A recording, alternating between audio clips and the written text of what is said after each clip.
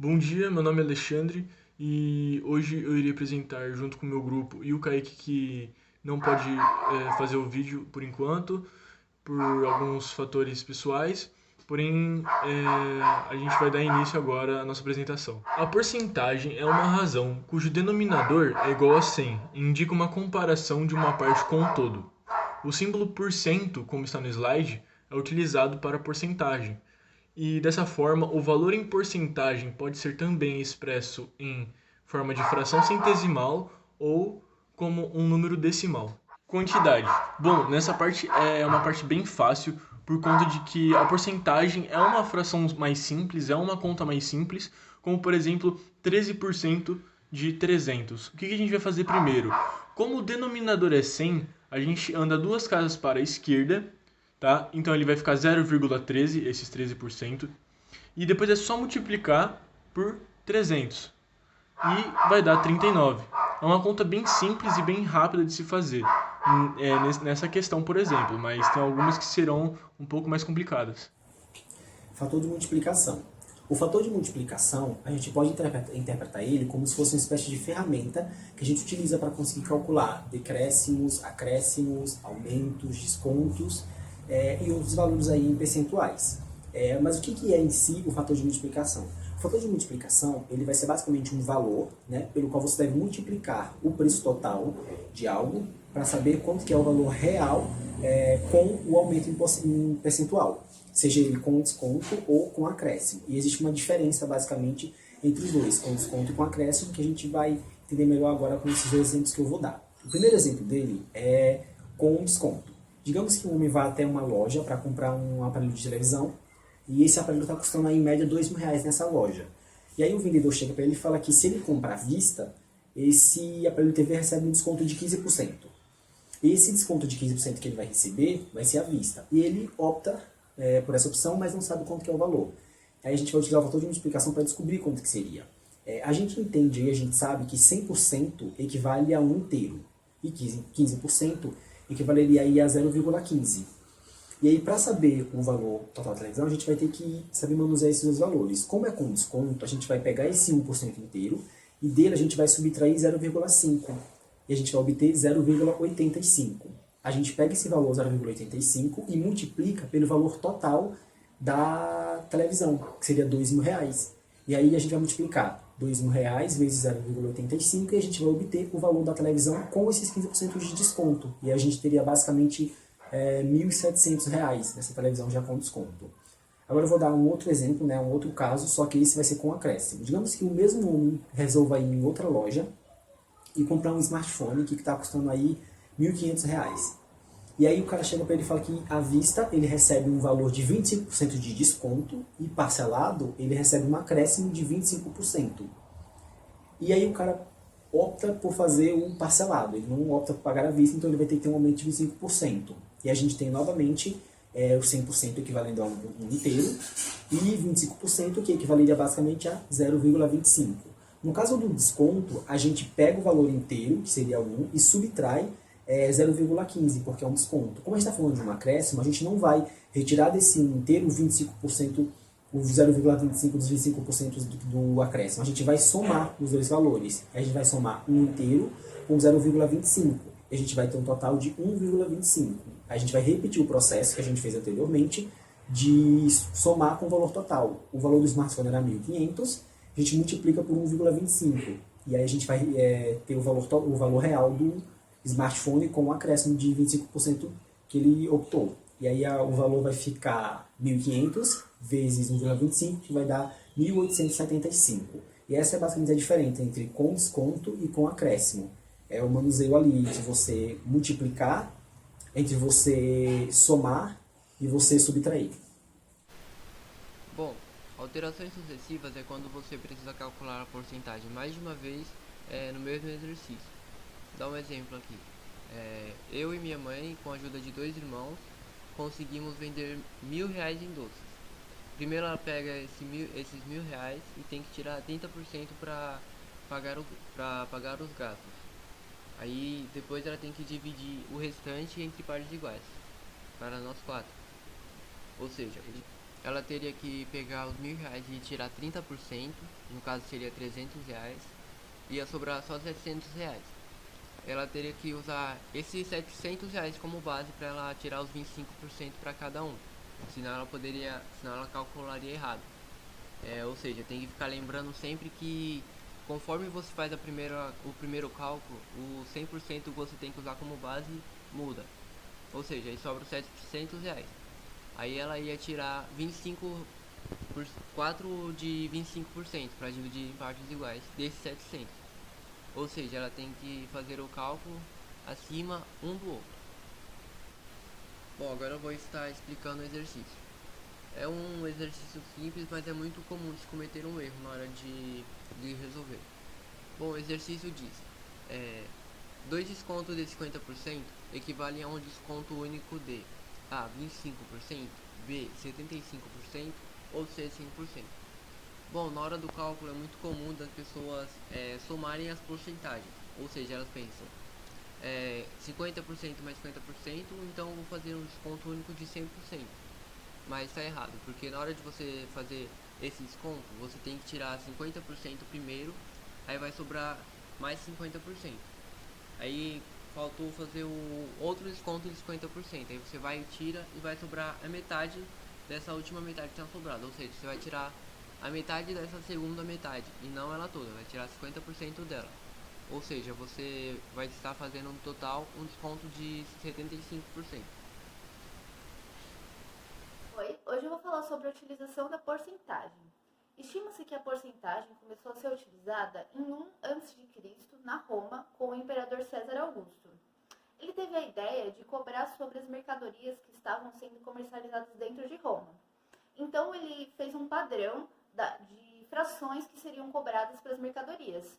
E esse padrão seria que essas frações seriam com um denominador de 100. Então, por exemplo, seria cobrado 25 sobre 100 sobre tal mercadoria. Seria cobrado 50 sobre 100 sobre tal mercadoria. Nessa época, eles não utilizavam o nome porcentagem e também não tinham nenhum símbolo para isso. Mas esses cálculos já são cálculos percentuais. Então, desde aquela época, a gente já utiliza para calcular impostos, juros, descontos, aumentos, e até hoje a gente calcula muito. Além disso, quantidade de um componente em um produto, como por exemplo, um rótulo nutricional, através da porcentagem que você vê o quanto que tem de açúcar, de sódio. Outros exemplos são as comissões, que é muito comum hoje em dia, por exemplo, os 10% do garçom.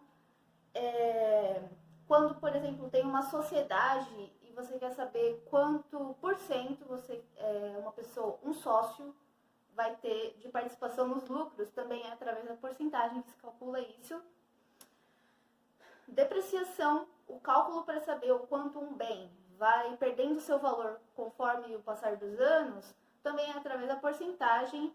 E cálculos amostrais. Eu vou explicar o que são os cálculos amostrais, que são muito utilizados no próximo slide. Então, os cálculos amostrais, eles são muito utilizados quando precisa saber de um dado, mas precisaria consultar uma população inteira de um país para ter conhecimento desse dado. E como é muito difícil consultar todo mundo, eles pegam e fazem uma amostra que vai ter um percentual representativo do todo. Um exemplo são as pesquisas eleitorais, para saber as intenções do voto. Eles pegam, como é impossível você fazer uma pesquisa com o país inteiro, dentro daquele período de meses que vai acontecer as eleições, eles pegam uma amostra que vai representar as pessoas de todos os estados, de todas as cores, de todos os gêneros que existem no país e vai fazer essa pesquisa.